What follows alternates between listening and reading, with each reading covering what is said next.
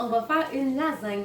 Ma lasagne, elle est vraiment super bonne parce qu'il y a de la sauce béchamel, de la sauce à la viande, des épinards et évidemment du fromage. Donc avant d'aller plus loin, n'oubliez pas de vous abonner à ma chaîne et de faire un petit pouce pour m'encourager. Donc let's go en cuisine!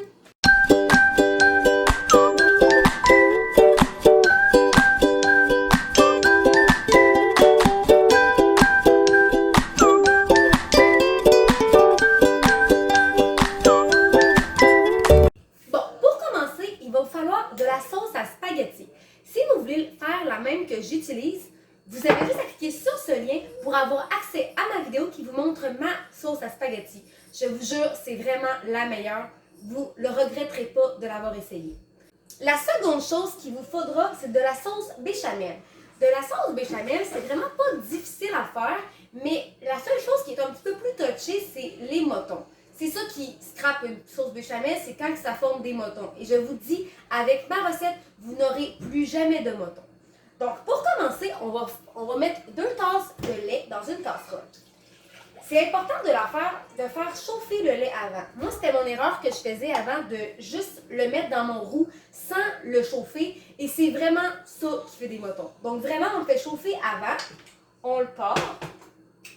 Et on ajoute un oignon qu'on n'aura pas coupé, juste enlever la pleure et on le met dedans. Ça va juste donner une saveur au lait. On l'enlève après de toute façon, il ne restera pas dedans. C'est vraiment juste pour donner une saveur au lait. Puis j'ajoute une pincée de clous de girofle.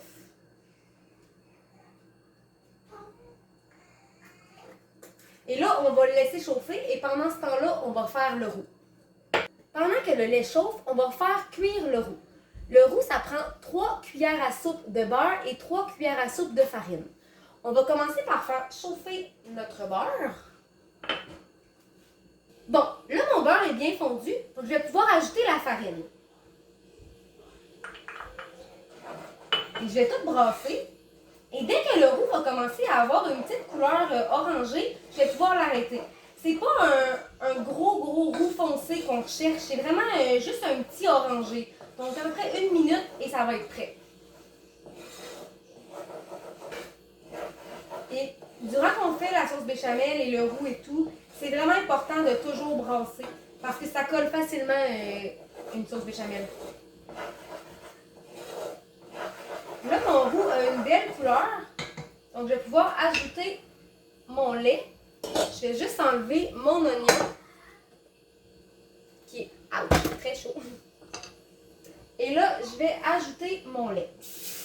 Et à partir du moment que le lait est là, c'est vraiment important de brasser.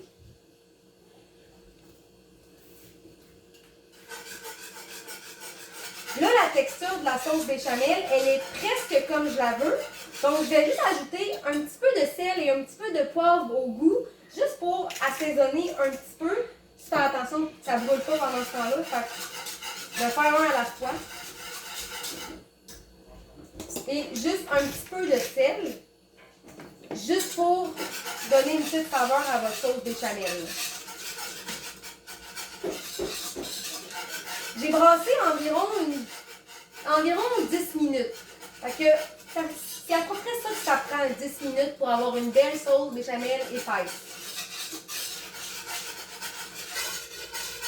Mais là, elle est prête. Je vais l'enlever du feu. Je vais la laisser reposer pendant que je fais le reste. Là, on va être rendu à monter notre lasagne. Donc, je vais commencer par mettre un petit peu de sauce à spaghetti dans le fond de mon plat.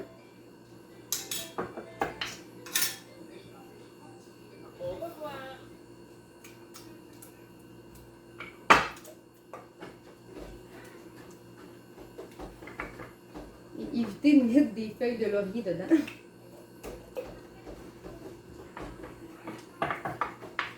Juste ça va éviter que ça colle trop dans le fond, les pâtes. Et moi, j'utilise des pâtes directes au four. Mais si vous préférez, vous pouvez utiliser des pâtes qu'il faut faire cuire avant. Vous avez juste à les faire bouillir et suivre les indications sur la boîte. Mais moi, je trouve ça juste plus facile de prendre des pâtes déjà pré-cuites.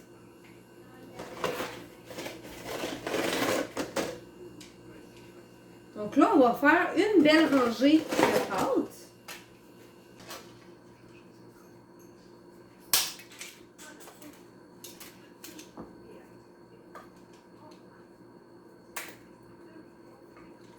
ça.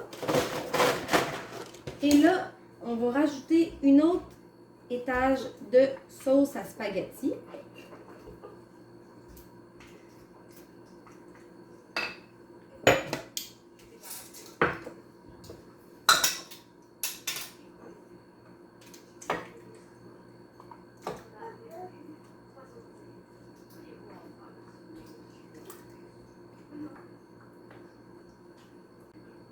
Là, on va ajouter nos épinards.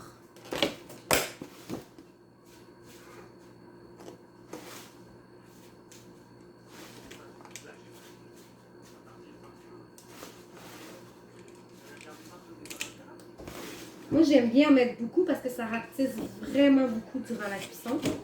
Là, on va ajouter notre sauce béchamel. Juste la brasser un petit peu avant. Et là, on va l'étendre. On va en mettre un petit peu partout. On va toute la passer au complet dans cet étage ici.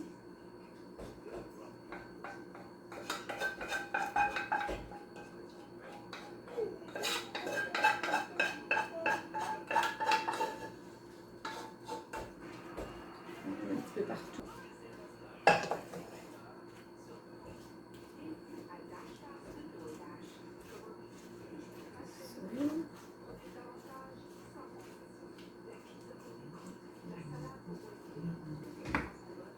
Et là, on va ajouter une autre rangée de pâtes.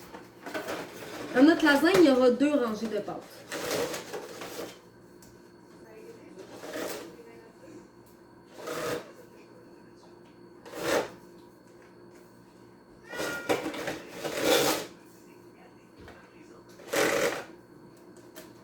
Comme ça. Et là, on va remettre une dernière rangée de sauce à spaghetti.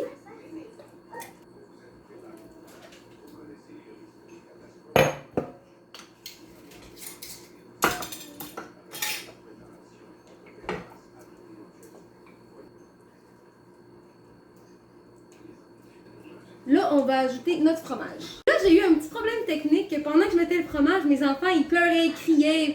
Fait que j'ai comme pas filmé le moment que j'ai mis du fromage. Donc, juste pour vous dire, j'ai mis du fromage cheddar partout sur ma lasagne.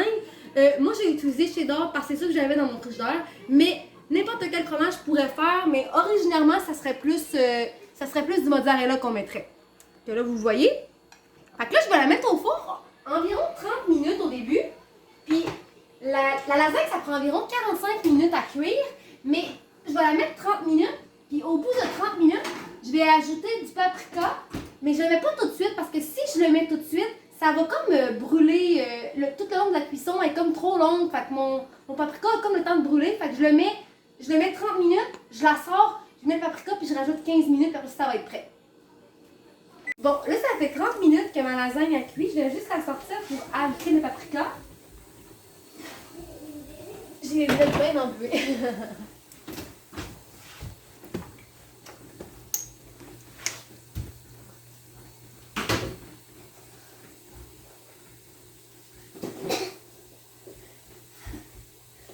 J'en mets quand même assez généreusement, ça fait vraiment un bon goût.